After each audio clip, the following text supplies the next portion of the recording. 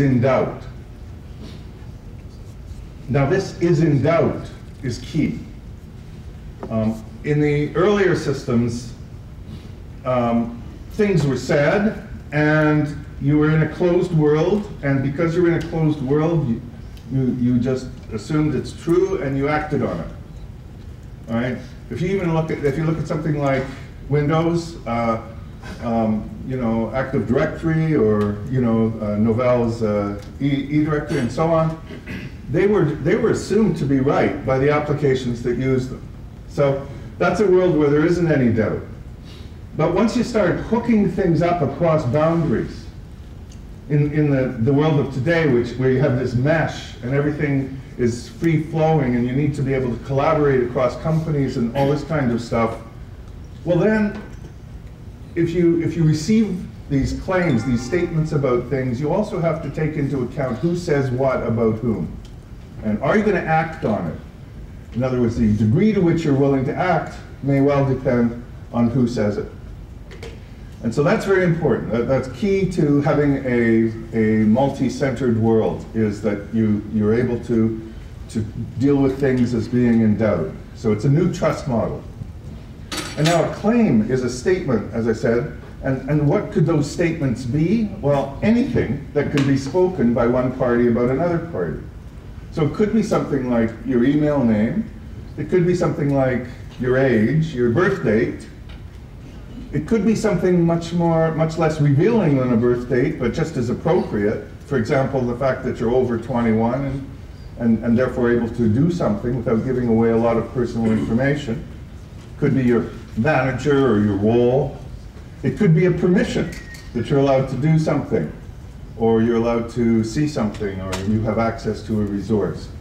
So there's really no limit on this, and the notion here is to have an open standards-based architecture for the exchange of these claims. So the digital systems allow the claims to move from one area to another area. And so the actual model looks like this, where you have a subject who wants to get service from some application. They go there, the service establishes what kind of claims it wants and who it trusts to make them. The user then goes, well, gee, and when I say the user, I could well be talking about, and normally would be talking about, some software gook that is running on the user's behalf. Says, well, which claims providers do I have that can satisfy the requirements of that application? Pick up the claims, send them to the application. The application says, okay, you can go ahead. So in other words, there's a three-party system. You've got the application, which defines who can get to it. You have the claims provider, who can assert the claims that an application trusts, and you have the subject, who is the one who's in deciding that they're going to go to the application and they're willing to give the claims that the claims provider asserts. So now, what that allows you to have is reusable identities. These claims can be used, at multiple places now. So you don't need to establish the claims with each application you go to. You can establish your claims with a claims provider and then go to many different applications. And so what that does is make it a lot easier for us to hook things up, mash things up, and so on. So you could say, if you go and you look at what it would have taken just a couple of years ago to connect up two parties, to say employees in one company to employees in another. I'll start with the enterprise case and then work back from there. It was practically impossible. It would cost you $500,000 to set up a relationship like that. So with these identity federation components that I'm talking about in the claims-based model, there are off-the-shelf components that you can stick on that allow all of this just to be a matter of configuration, where you can send the claims from one place to another. And so the elements of this framework, of this architecture, are what we call the framework. The framework is the API and stuff that the application uses to look at the claims. So you don't want the application developer to have to do anything difficult. You want them just to see a bunch of claims. And so they need this piece of software there that handles all the heavy lifting for them, and they just look at the claims.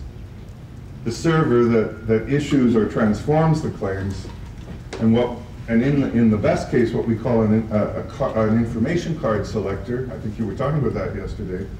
Paul was here, so on. So the information card selector is in the best case present so that it can give the user the control of what claims flow where. It also solves these other problems that I'll talk to you about in a moment when I show you a bit about where OpenID is going. So I'm going to talk for a second about AD. I'm not trying to flog AD. I'm just trying to share this information because AD is very, very widely used, and so by being able to put this kind of functionality onto AD and just clamping it on and saying, okay, this is just a standard component of it, we're able to, I think, bootstrap this model and this technology, very dramatically. So, but the main point, if it just worked on AD, it wouldn't be worth anything for this, because the whole point, as I said, is to traverse boundaries. So the essence is that it's a standardized it's a standardized set of protocols, and so you could be running, the Novell, for example, here at Novell, they have an excellent product that does exactly the same thing and ties into these protocols. So inside your Novell environment, you could hook onto it. Inside your CA environment, you could hook onto it. Oracle, any of those things. IBM. In the universities, you have this thing called Shibboleth, which is all open source and free software. All of that hooks onto it. So it's really quite. It's widely available now, and I believe that there is a sea change here.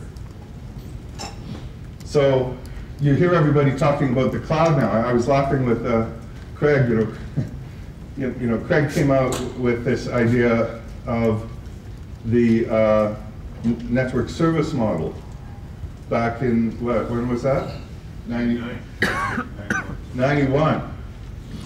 Network service model. The services were in the network, but of course now we call it the cloud, so it's new, right? So anyway,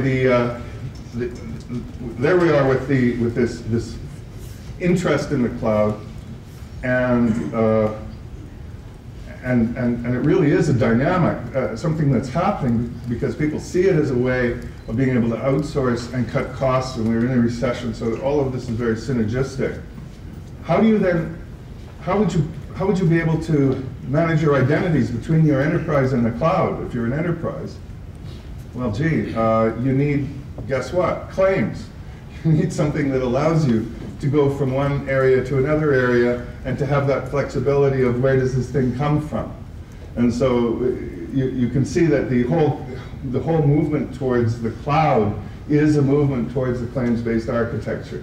And that's one of the big motors behind it. Another big motor is virtualization.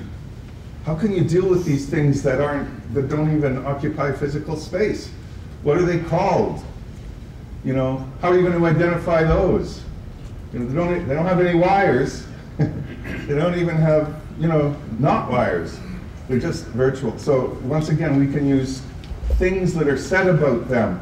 Can be the claims can handle this virtualization problem. And so virtualization is another motor of this claims-based architecture.